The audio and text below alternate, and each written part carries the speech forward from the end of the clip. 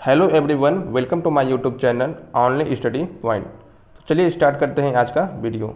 हमारा आज का जो वीडियो होने वाला है उसमें हम लोग आर के राजपूत के अध्याय 5 चुंबकीय परिपथ को शुरू करने जा रहे हैं।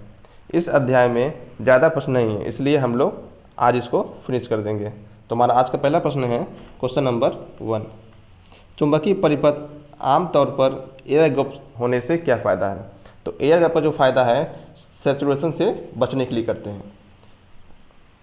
दोस्तों मान लीजिए कोई है, ठीक है, चुंबकीय परिपथ ले लीजिए।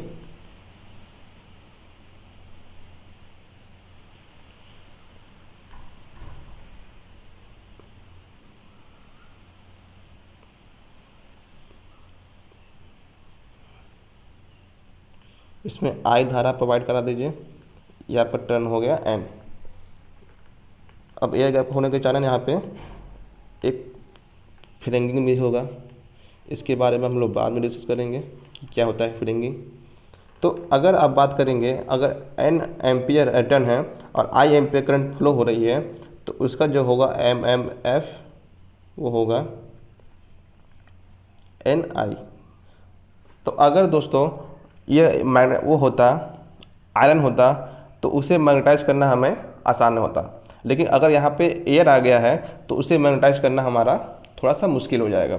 जैसे मान लीजिए कि पहले किसी अगर इसमें मैग्नेट वो था, आयरन था, तो उसका सैचुरेशन पॉइंट आपका अगर 100 एम्पियर टर्न पे था, ठीक, तो अब जो इसका सैचुरेशन पॉइंट होगा वो एबोव, ठीक है, 100 एम्पियर टर्न के ऊपर होगा। इसलिए आपसे क्वेश्चन आंसर क्या कह रहा है, सैचुरेशन से बचने के लिए क्या करते हैं हम लोग, एयर गैप को बढ़ाते हैं, ठीक है। इसीलिए हम लोग एयर गैप का फ़ायदा हमें मिल जाता है। तो हमारा अगला प्रश्न है, फेरोमैग्नेटिक पदार्थों में रिलेटिव परमेबिलिटी होती है। तो फेरोमैग्नेटिक पदार्थों में दोस्तों रिलेटिव परमेबिलिटी होती है जो वो होती है मोर देन 100 या 1000, ठीक है, मोर देन 100 या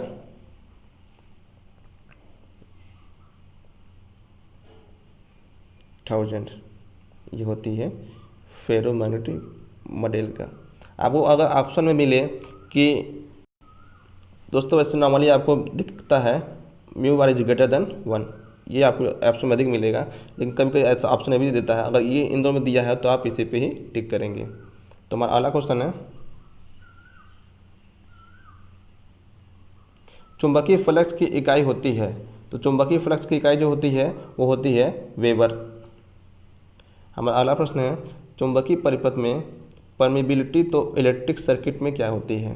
तो चुंबकीय परिपथ में जैसे आपका परमिबिलिटी होता है वैसे इलेक्ट्रिक सर्किट में क्या होता है, कंडक्टिविटी। इसका मात्रक क्या होता है, इसका मात्रक होता है मोह प्रति मीटर। इसका मात्रक होता है हेनरी प्रति मीटर। हमारा अगला क्वेश्चन है, निर्वात में रिलेटिव परमिबिलिटी होती है। निर्वात के लिए क्या होती है, एक होती है, म्यू आर इज एक। हमारा अगला क्वेश्चन है, magnetising force H magnetic flux B में संबंध क्या होता है? तो इसका जो रिलेशन होता है B equal to mu H होता है, जहाँ पे म्यू की वैल्यू होती है आपकी 4 पाई इंटू 10⁻⁻⁷, ये होती है म्यू की वैल्यू। हमारा अगला क्वेश्चन है, स्थायी चुंबक किस धातु के बनाए जाते हैं? तो स्थायी चुंबक जो होते हैं वो बनाए जाते हैं हमारे एल्युमिनियम, निकिल और कोबाल्ट के, ठीक है। इसमें तीनों मिश्र धातु आपके मिक्स होते हैं। इसका मुख्य घटक क्या होता है, निकिल होता है। स्थायी चुंबक के लिए हमारा क्या होता है, एल्युमिनियम होता है, ठीक है। तो हमारा अगला क्वेश्चन है, किसी इंडक्टिव कॉइल में धारा बहने की दर अधिक है तब। तो दोस्तों अगर किसी कॉइल में धारा बहने की दर अगर अधिक है तो धारा का जो प्रवाह है यानी प्रारंभ या शुरुआत आप कर सकते हैं वो तभी होता है। तो क्या होता है, धारा बहने की दर कब होती है अधिक, जब धारा प्रवाह शुरुआत हो या फिर प्रारंभ हो। हमारा अगला क्वेश्चन है, अच्छे चुंबकीय गुण के लिए पदार्थ में होने चाहिए। दोस्तों ये क्वेश्चन कई बार रिपीट हो चुके हैं कि अच्छे चुंबकीय गुण के लिए हमें हाई रिटेंटिविटी चाहिए। इसका मतलब क्या है, रिजिडुअल मैग्नेटिज्म से मतलब है, ठीक है, रिजिडुअल मैग्नेटिज्म। हमारा अगला क्वेश्चन है चालकता समकक्ष है। दोस्तों ये क्वेश्चन आपको कई बार रिपीट हो चुके हैं, मुझे लग रहा है कि आपको याद भी हो चुका होगा। क्वेश्चन कुछ नहीं पूछ रहा है, आपको चालकता बोल दे रहा है कि चालकता का समकक्ष क्या है। मतलब उसके जैसे इलेक्ट्रिक फील्ड में आपका परमेबिलिटी होता है, तो वैसे इलेक्ट्रिक फील्ड में जैसे चालकता होता है, वैसे ही आपको मैग्नेटिक फील्ड में परमेबिलिटी होता है। तो आपसे कभी पूछ देगा परमेबिलिटी जैसे समकक्ष क्या है, तो आप बताएंगे चालकता है। मतलब एक क्वेश्चन एक दूसरे से कोरिलेटेड है, ठीक है।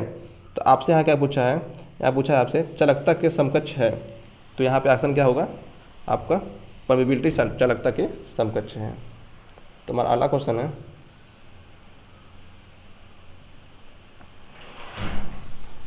किसी चुंबकीय परिपथ में हिस्टैरिसीस हानि होने का प्रथम कारण है।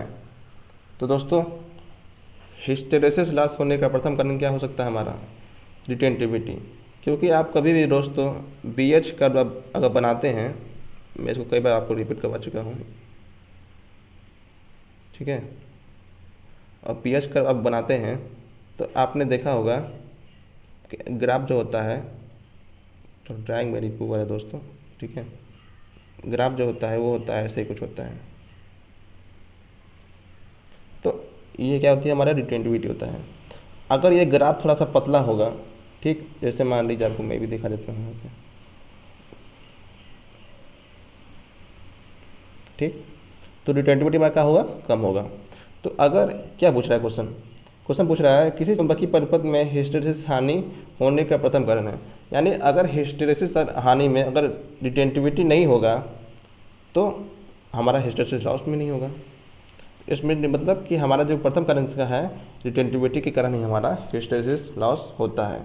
जैसे एयर के लिए आप जानते हैं कि एयर के लिए क्या होता है, ये ग्राफ ये बनता है, तो इसमें रिटेंटिविटी नहीं है तो हिस्टैरिसीस लॉस भी नहीं होता है। तो हमारा अगला क्वेश्चन है स्थायी चुंबकों के लिए उपयुक्त हैं जिनके पास होना चाहिए। तो उनके पास क्या होना चाहिए, हाई रिटेंटिविटी और हाई कोरेसिविटी। हमारा अगला क्वेश्चन है जब किसी पदार्थ का बी एच कर्व बड़ा हो तो हिस्टैरिसीस लॉस, दोस्तों इसका हिस्टैरिसीस लॉस हमेशा अधिक होगा, क्योंकि हम लोग डिफाइन ही करते हैं बी एच कर्व है, ठीक।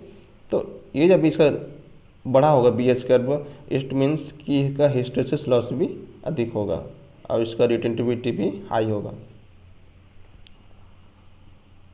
अगला प्रश्न है कठोर स्टील स्थायी चुंबक बनाने के लिए अच्छा है, क्योंकि अच्छा इसलिए है दोस्तों क्योंकि इसका जो रेजिडुअल मैग्नेटिज्म है वह अधिक होता है, इसीलिए अच्छा है। और हमें स्थायी चुंबक के लिए क्या चाहिए, हाई रिटेंटिविटी, मतलब रेजिडुअल मैग्नेटिज्म उसमें अधिक होना चाहिए। हमारा अगला क्वेश्चन है सिलिकॉन स्टील विद्युत मशीन में ज़्यादा प्रयोग होता है, क्योंकि ये इसलिए अधिक होता है क्योंकि इसमें जो हिस्टैरिसीस लॉस होता है वो कम होता है। हमारा अगला क्वेश्चन है कंडक्टेंस तुल्य है। तो कंडक्टेंस किसके तुल्य है, जैसे आपका इलेक्ट्रिक परिपथ में कंडक्टेंस होता है तो वैसे आपका मैग्नेटिक सर्किट में आपका होता है परमीन। इसका जो व्युत्क्रम होता है रेजिस्टेंस 1/R। इसका जो व्युत्क्रम होता है वो होता है रिलक्टेंस, ठीक है। इसका व्युत्क्रम आगे होता है रिलक्टेंस होता है। हमारा अगला क्वेश्चन है चुंबकीय पदार्थों का वह गुण जो फ्लक्स उत्पन्न होने का विरोध करता है वह कहलाता है प्रतिस्तंभ कहलाता है। क्या कहलाता है दोस्तों, प्रतिस्तंभ कहलाता है, जो चुंबकीय परिपथ में फ्लक्स उत्पन्न होने का विरोध करता है। अब इलेक्ट्रिक सर्किट में क्या होता है, जो धारा उत्पन्न होने का विरोध करे वो प्रतिरोध कहलाता है। हमारा अगला क्वेश्चन है रिटेंटिविटी का मात्रक है। तो दोस्तों रिटेंटिविटी का मात्रक क्या होता है, जो फ्लक्स डेंसिटी का मात्रक होता है, यानी वेबर प्रति मीटर स्क्वायर। हमारा अगला प्रश्न है रिलक्टेंस का व्युत्क्रम है। तो दोस्तों रिलक्टेंस का व्युत्क्रम हमारा क्या हो सकता है, तो उसका व्युत्क्रम क्या होगा, परिमेंस होगा। जैसे कि हमारा इलेक्ट्रिक सर्किट में आपका क्या होता है ईएमएफ, आपको मैं डिफाइन कर दे रहा हूँ। तो वहाँ पे क्या होता है एमएफ मैग्नेटिक क्या होता है, MMF। ठीक, यहाँ पे क्या होता है, यहाँ पे कंडक्टिविटी होता है, यहाँ क्या होता है, परमेबिलिटी होता है। ठीक सॉरी दोस्तों। ठीक है, यहाँ रेजिस्टेंस होता है, तो यहाँ क्या होता है, रिलक्टेंस होता है। आप लोग तो इसको लिख लीजिएगा, मैं लिख नहीं रहा, आप बोल रहा हूँ, आप लोग नोट कर लीजिएगा। तो रेजिस्टेंस क्या होता है, जो करंट फ्लो होने का अपोज करें। तो रिलक्टेंस क्या होता है, जो मैग्नेटिक सेटअप होने का अपोज करें, मैग्नेटिक फ्लक्स यानी सेटअप ना होने दें, तो होता है रिलक्टेंस होता है। तो आप आपसे क्वेश्चन क्या पूछा है, रिलक्टेंस किसका व्युत्क्रम है, तो वह है सॉरी तो हमारा अगला प्रश्न है, इसका आंसर क्या होगा, परमेंस होगा। हमारा अगला क्वेश्चन है, जिस प्रकार फ्लक्स चुंबकीय परिपथ में है उसी प्रकार विद्युत परिपथ में क्या है। तो जैसे फ्लक्स हमारा है तो हमारा क्या होगा, धारा होगा इलेक्ट्रिक सर्किट में। मैग्नेटिक में फ्लक्स है, वैसे इलेक्ट्रिक में हमारा धारा है। तो हमारा अगला प्रश्न है, रिलक्टेंस की यूनिट है। तो रिलक्टेंस की यूनिट क्या होती है दोस्तों, इसकी दो यूनिट होती है, एक होती है एम्पियर टर्न प्रति वेबर होती है, एक होता है हेनरी, 1/हेनरी, या कह सकते हैं आप हेनरी इनवर्स। तो अगला प्रश्न है, एक फेराइट कोर में कम भंवरधारा हानि होता है लोहे की कोर की तुलना में, क्योंकि फेराइट का जो होता है रेजिस्टेंस वो वेरी हाई होता है, यानी इसका रेजिस्टेंस बहुत ज़्यादा होता है। और ये है एक है नॉन कंडक्टिंग मैग्नेटिक मटेरियल। ठीक, तो हमारा फेराइट का क्या होता है, प्रतिरोध ज़्यादा होता है, इसीलिए इसमें भंवरधारा हानि वो लोहे की तुलना में कम होता है। हमारा अगला प्रश्न है, चुंबकीय पदार्थों में हिस्टैरिसीस हानि होते हैं जब चुंबकन। दोस्तों चुंबकन कुछ भी हो, रोटेटिंग होगा, पल्सेटिंग हो, अल्टरनेटिंग हो, कुछ भी हो, आपका हिस्टैरिसीस लॉस आपका होना ही होना है। ठीक है, तीनों केस में आपका लॉस होगा। तो हमारा क्वेश्चन है, हिस्टैरिसीस के कारण नुकसान कम करने के लिए चुंबकीय पदार्थ को होना चाहिए। तो उसको होना चाहिए क्या दोस्तों, होना चाहिए कम हिस्टैरिसीस गुणांक। आप इसका फॉर्मूला जानते होंगे, होता है PH इक्वल टू होता है KH Bmax 1.6 F into volume. ठीक, ये इसका फॉर्मूला होता है। तो इसका क्या होना चाहिए, कम हिस्टैरिसीस गुणांक, यानी इसका वैल्यू कम होगा तो ऑटोमेटिक आपका हिस्टैरिसीस लॉस कम होगा। हमारा अगला क्वेश्चन है, हिस्टैरिसीस हानि होने का सबसे कम कारण है। दोस्तों एम्बिएंट टेम्परेचर मतलब समझते हैं, परिवेश का तापमान, यानी अगर तापमान हमारा कम है तो हानि उससे कम इफेक्ट होता है। यानी जैसे आपका मान लीजिए फ्रिक्वेंसी हो गया, वॉल्यूम हो गया, ठीक, तो इन दोनों पे क्या है, इन दोनों पे डिपेंड है। अगर ये बढ़ेगा तो हिस्टैरिसीस लॉस आपका बढ़ेगा, लेकिन आपका टेम्परेचर पे डिपेंड नहीं है, तो इससे डिपेंड है मतलब कम डिपेंड है। ठीक है, इन सबों की तुलना में। तो हमारा अगला क्वेश्चन है, विद्युत मशीन में लेमिनेटेड कोर का उपयोग क्या कम करने के लिए करते हैं। तो इसका उपयोग हम लोग करते हैं ईटी करंट लॉस को कम करने के लिए, अर्थात भंवरधारा हानि को कम करने के लिए हम लोग कोर को लेमिनेट करते हैं। हमारा अगला क्वेश्चन है, हिस्टैरिसीस लॉस का क्षेत्रफल मापा जाता है। तो इसका जो क्षेत्रफल है वो प्रति साइकिल में ऊर्जा हानि जो होता है उसको नापते हैं। इसका आंसर क्या होगा, प्रति साइकिल में ऊर्जा हानि। अगला क्वेश्चन है, परमेंस रिलक्टेंस कंडक्टेंस। दोस्तों जिस प्रकार परमेंस आपका रिलक्टेंस से संपर्क में है, मतलब कि जैसे क्या होगा, इसका परमेंस होता है तो इसका व्युत्क्रम क्या होता है, रिलक्टेंस होता है। तो उसी प्रकार अगर कंडक्टेंस है तो इसका व्युत्क्रम क्या होगा, आपका रेजिस्टेंस का। आपसे क्वेश्चन में यही पूछ रहा है। हमारा अगला क्वेश्चन है, हिस्टैरिसीस लॉस समानुपाती है। तो इसका फॉर्मूला होता है WH equal to Bmax F into volume. यहाँ पे भी मतलब वैल्यूम से मतलब है। ठीक है, अगर ये प्रोपोर्शनल हटेगा तो एक ऑपरेशन रहता है। ठीक है, जिसे हम लोग क्या कहते हैं, उससे हम लोग कहते हैं हिस्टैरिसीस कोएफिशिएंट, अगर हटेगा तो। तो हमारा अगला क्वेश्चन है, सामान्यतः माइक्रोवेव आवृत्ति रेंज में ऑपरेटिंग ट्रांसफार्मर कोर का बना होता है। दोस्तों अगर माइक्रोवेव आवृत्ति की बात किया है, मतलब कि उसकी जो फ्रिक्वेंसी है वो बहुत ज़्यादा हाई होगा, तो उसके लिए हम लोग क्या उपयोग करते हैं, उसके लिए उपयोग करते हैं हम लोग फेराइट को। इसका रेजिस्टेंस क्या होता है, वेरी हाई होता है। ठीक है, ये क्या है, यह एक नॉन कंडक्टिंग मैग्नेटिक मटेरियल है।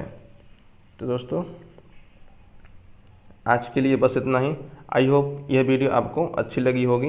अगर अच्छी लगी हो तो वीडियो को लाइक शेयर करना ना भूलें, और जिन लोगों ने अभी तक चैनल को सब्सक्राइब नहीं किया है वो सब्सक्राइब कर लीजिए और बेल आइकन को प्रेस कर दीजिए। और हमारे किसी भी वीडियो का PDF लिंक प्राप्त करने के लिए आप हमारे टेलीग्राम ग्रुप ज्वाइन कर सकते हैं, जिसका लिंक डिस्क्रिप्शन में दिया गया है। ठीक है, और आप हमारे चैनल को सब्सक्राइब कर सकते हैं इस लिंक पर क्लिक करके, और हमसे कोई भी इंक्वायरी या सजेशन हमें करना हो तो इस नंबर पे आप संपर्क कर सकते हैं। ठीक है, तो दोस्तों आज के लिए बस इतना ही, फिर मिलते हैं एक नया वीडियो लेके। तब तक के लिए जय हिंद, जय भारत।